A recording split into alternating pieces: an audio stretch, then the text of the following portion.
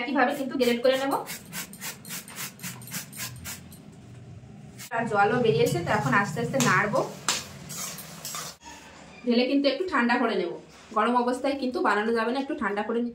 তো একইভাবে কিন্তু সব নাড়ুগুলো যে বানিয়ে নিচ্ছে, দেখো কত সুন্দর হচ্ছে নাড়ুগুলো।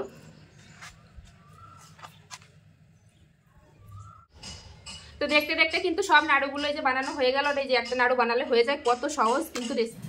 নমস্কার বন্ধুরা, তোমাদের সবাইকে অনেক অনেক স্বাগত জানাই বন্যা রান্নাঘরে। আবারও কিন্তু একটা নতুন ভিডিও নিয়ে চলে এসেছে। আজকে বানাবো হচ্ছে আমের নাড়ু বা লাড্ডু। তো আমের তো অনেক ধরনের রেসিপি খেয়েছো, একদম নতুনত্ব একটা রেসিপি নিয়ে চলে আসলাম বন্ধুরা। না দেখলে তোমরা বিশ্বাস করতে পারবে না যে এত সুন্দর হয়। তো এই ভিডিওটা দেখার পরে কিন্তু অবশ্যই তোমরা বাড়িতে একবার ট্রাই করবে। এখন তো প্রচুর পরিমাণে কাঁচা আম পাওয়া যাচ্ছে, তো কাঁচা আম থাকতে থাকতে কিন্তু এই রেসিপিটা একবার ট্রাই করবে। আশা করি অনেক অনেক ভালো লাগবে। যে সকল বন্ধুরা নতুন ফেসবুক থেকে দেখলে অবশ্যই পেজটি ফলো করে নেবে, আর ইউটিউব থেকে দেখলে অবশ্যই চ্যানেলটি সাবস্ক্রাইব করবে। তো চলো দেখো আমি কিভাবে বানাই। তো এই কাঁচা আমের নাড়ুটা বানানোর জন্য এখানে কিন্তু আমি কাঁচা আম নিয়ে নিয়েছি। মেন উপকরণ হচ্ছে কাঁচা আম। এখন তো প্রচুর পরিমাণে কাঁচা আম পাওয়া যাচ্ছে, তো আমি এখানে 1 কিলো কাঁচা আম নিয়ে নিয়েছি। তোমরা তোমাদের পরিমাণ অনুযায়ী নিয়ে নেবে, কমিয়ে বাড়িয়ে। তো প্রথমে আমগুলো কিন্তু খোসা ছাড়িয়ে নেবো। একদম সহজ রেসিপি বন্ধুরা, তোমরা দেখলেই। তো আমের এখন খোসা ছাড়িয়ে নেবো। আমগুলো কিন্তু আগে থেকে আমি ধুয়ে রেখেছিলাম, এই যে।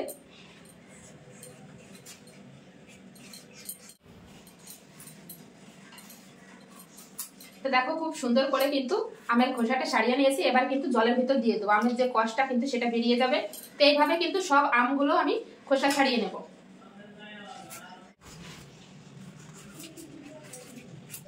দেখতে দেখতে কিন্তু সব আমের খোসা ছাড়িয়ে নিয়েছি, আর এই একটা আমের খোসা ছাড়ালে কিন্তু হয়ে যায়।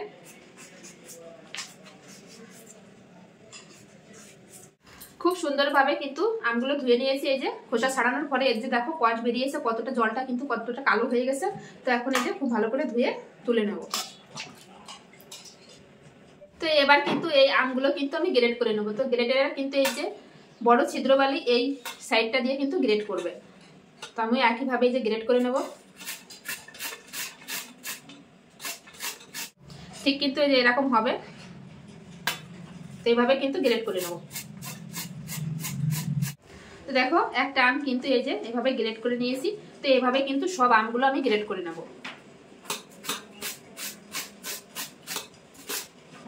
দেখতে দেখতে কিন্তু সব আমগুলো এই যে আমি গ্রেড করে নিয়েছি, আর এই একটা আম আছে। তো একইভাবে কিন্তু গ্রেড করে নেব।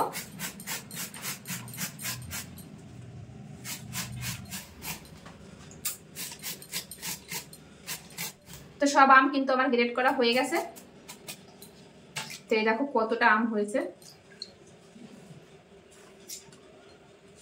তো আমি এই আমটা গ্রেড করেছি। গ্রেড করার পরে কিন্তু কোনো রকম জল বের হয়নি। আমটা কিন্তু খুবই ভালো আর মিষ্টি খেতে। যদি তোমাদের কোনো রকম জল বের হয় তাহলে কিন্তু তোমরা এভাবে চিপে নেবে। তো আমি এই আমটা কিন্তু সুন্দর করে এখন ধুয়ে নেব। ধুয়ে নিয়ে ফিরে আসছি। তো আম কিন্তু খুব ভালো করে ধুয়ে নিয়ে চলে এসেছি। এখন আমের থেকে যে এক্সট্রা জল এরকম চিপে চিপে কিন্তু বের করে দেবো, যেরকম দিয়ে। তো একটা গামলির ভিতরে আমি নিয়ে নেব।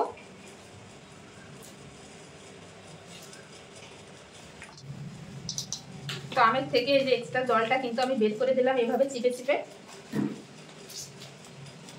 তো এই আমের ভিতরে এখন মিশিয়ে নেব আমি 1 কাপ চিনি। 1 কেজি আমের জন্য কিন্তু আমি এখানে 1 কাপ চিনি নিয়েছি। তো চিনিটা দিয়ে দেব।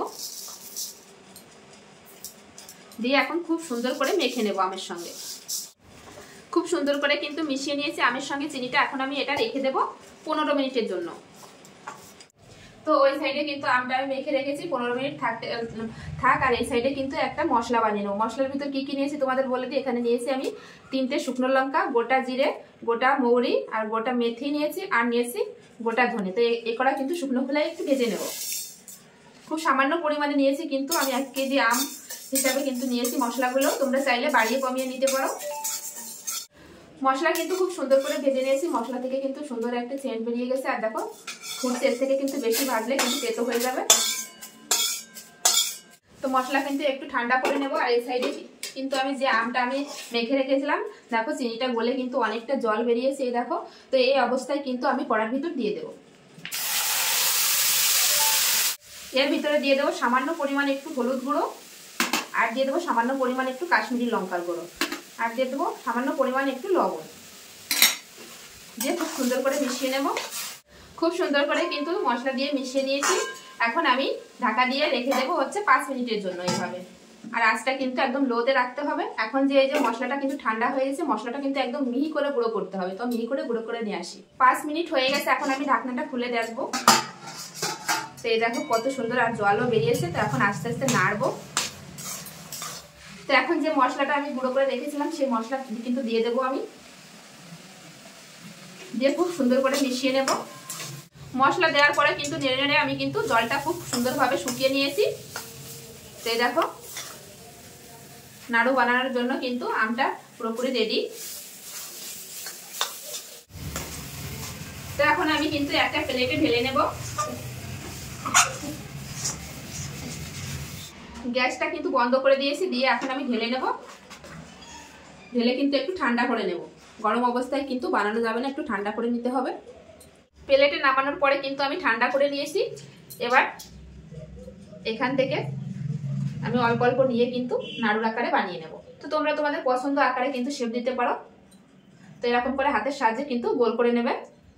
এটা যত ঠান্ডা হবে নাড়ুটা কিন্তু ততটাই ভালো হবে। তো আমি ঠিক এই যে এরকম শেপে বানাচ্ছি। দেখো একটা নাড়ু কিন্তু আমার রেডি, আর কত সুন্দর হয়েছে দেখো। তো এইভাবে কিন্তু সব নাড়ুগুলো আমি বানিয়ে নেব। তো একইভাবে কিন্তু সব নাড়ুগুলো যে বানিয়ে নিচ্ছে, দেখো কত সুন্দর হচ্ছে নাড়ুগুলো। তো এই দেখো আর একটা নাড়ু কিন্তু আমি একইভাবে যে বানিয়ে নিয়েছি। তো এইভাবে কিন্তু সব নাড়ুগুলো কিন্তু আমি বানিয়ে নেব। আর দেখো একটা নাড়ু কিন্তু ফেটে যাচ্ছে না।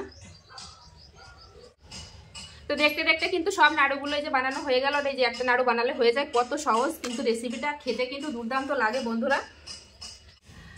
আমের নাড়ুগুলো কিন্তু সব বানানো হয়ে গেছে। আর কেমন লাগলো কিন্তু আজকের এই রেসিপিটা আমের নাড়ু, তো অবশ্যই কিন্তু কমেন্টে জানাবে বন্ধুরা। ভালো লাগলে অবশ্যই লাইক কমেন্ট শেয়ার করবে, শেয়ার করে কিন্তু অন্যকে দেখার সুযোগ করে দেবে এরকম নিত্য নতুন ভিডিও।